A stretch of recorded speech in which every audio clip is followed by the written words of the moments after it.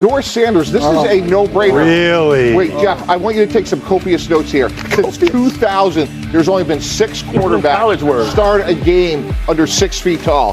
That's Russell Wilson, Kyler Murray, Bryce Young, P.J. Walker, Seneca Wallace, and Doug Flutie. Exactly. So to me, even though Dylan Gabriel won in the 3rd round, I would start Shedeur Sanders, let him fight it out on the field. But to me, Shedeur Sanders has the better pro body and more of an upside. I promise everybody this is about to get really good. But first, you got to hear this. At camp, Shedeur was asked why he isn't getting any first-team reps, and this was his response. Why aren't you getting any reps with the ones at any point? I don't think that's not my place, to answer, to even be able to give the answer to that. I feel like it's not in my control. So I'm not even gonna think about that or have that even in my thought process of why it is. Like, there's a lot of people that want to have the opportunity to be at this level, and I'm here and I'm thankful to have the opportunity. So whenever that is, it is.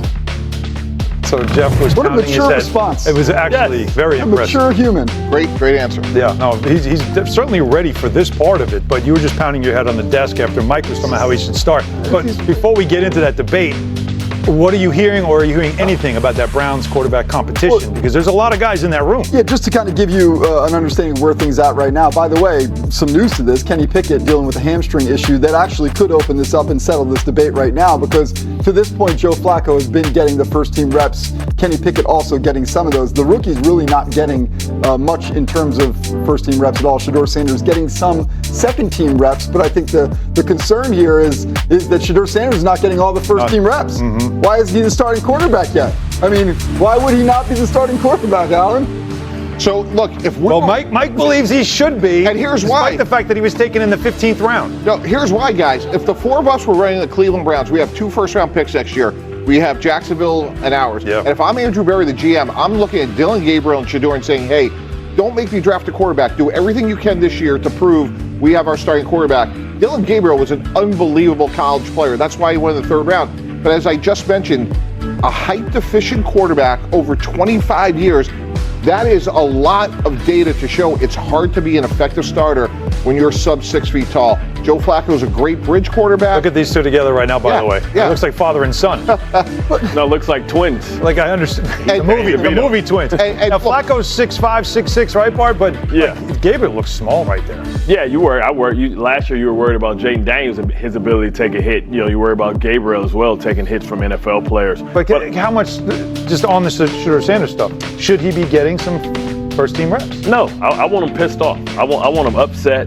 I want him motivated. I want him to feel slighted. I think this thing will work itself out when you consider the fact that Kenny Pickett, I think, is probably a candidate to be traded for somebody. I mean, I can see Kenny Pickett maybe getting traded to go down to Tennessee to try and give them a good backup or somebody that can back up Ward. But, I want Shedeur Sanders to sit back, but it's up to Gabriel or Shedeur to be able to prove that they can be a quality backup first.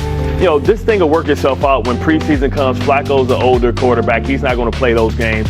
It's going to play itself out on the field. Let's see when the lights come on, who can perform, who can play at a high level. My only contention here with Mike T is that you were suggesting that you think that Shedeur Sanders should get first team reps over Dylan Gabriel right now. No, what I'm saying is when they battle it out, he is the better player. Oh, you think that he'll just win the job? Yes. But who should get those first team reps? It should be decided on the field. They should both get them. But to me, in no short. But can you do that with 4 quarterbacks? Well, I don't need Joe Flacco to take a lot of reps. I know what he is. He's a bridge quarterback. Kenny Pickett's already hurt. I would throw Dylan Gabriel and Shedeur out there, and to me, in pretty short order, Shedeur would win the job. Well, that's where it's going to take place. It's going to take place in the preseason games because now people treat the inter squad practices as their preparation for their starters. So we'll see them, on game day. We'll see them battle it out, and we'll see who, the cream rises to the top. And I think that's the thing for me. It's going to unveil itself. Like, we don't need to force feed Shedeur Sanders to everybody. I actually think that his response was the most mature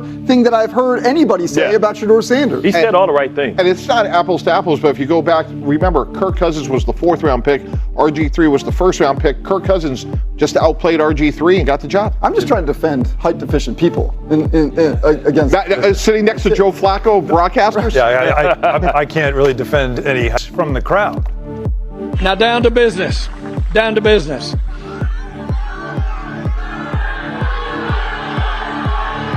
I was shocked. I was shocked last year when we ended up with the record that we had. I never saw that coming. A lot of changes out here, a lot of coaching changes, a lot of player changes. There's going to be Dallas Cowboys of the year 2025. Is he running for president? I just want to make sure we're in the right century. What is happening there? 19 something, 20, 25 something. All right, but also look at what Stephen Jones had to say here about the fans chanting about Micah Parsons. He said it doesn't change anything. We want to pay Micah too. He's got to want to be paid too. What does that mean, Jeff? He wants to be paid, I'm pretty sure. I would hope so. I think he's got that part figured out. Look, we're still not at a point where we feel like there's any progress. Like, we're still at the same spot when it comes to Micah and the Cowboys. The thing that is, I guess, most perplexing about that is that when you say that you're in the same spot, the problem is that gap actually continues to widen because other guys get paid. We see TJ Watt get paid. Suddenly, that moves the needle significantly, by the way. So, for whatever reason, as good as Jerry Jones has been at negotiating in every aspect of his life, he continues to not understand the idea of the negotiation in the NFL. It honestly is perplexing, the fact that if you get the deal done early, Mike T, I mean, you know this as well as anybody, you get it done early, you don't pay as much. Yeah, and Jeff, earlier you alluded to Terry McLaurin, he's going to be 30, and yeah, there's probably good arguments on both sides. This is a no-brainer. Right. A young pass rusher. And if we went and did the deal last year, if the four of us were running the Cowboys, look at this graphic, right? Look how much it's gone up. And all the underpinnings of the NFL, Jeff, to your point, are going up. The cap's not going down. So at a minimum, we're looking at $6.5 million a year. When you draft and hit on a young, productive, durable pass rusher, pay him right away. And when you're in an arms race with Philadelphia and now Washington, and they're getting players signed proactively, and you're not, you're paying premium deals, and that's why guys like DeMarcus Lawrence and Jordan Lewis, amongst others, graduate because you can't afford them because CeeDee Lamb and Dak Prescott are getting massive premiums. I mean, when you talk about it, you look at Micah Parsons, I look up, he's the 34th highest paid defensive end. We know that that's laughable right there. You know, he's a threat every year to be Defensive Player of the Year.